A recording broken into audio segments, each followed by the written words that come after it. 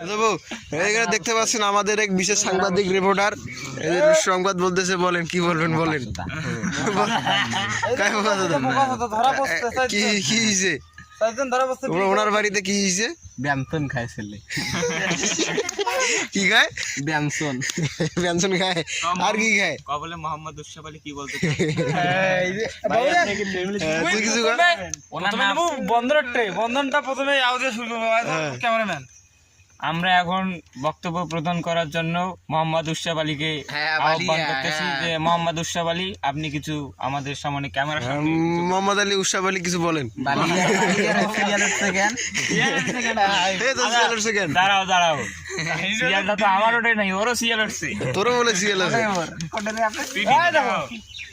এই যে সিরিয়াল কেন তোর বিসিএল কেন হোটেল? আমরা প্রমাণ হাতে হাতে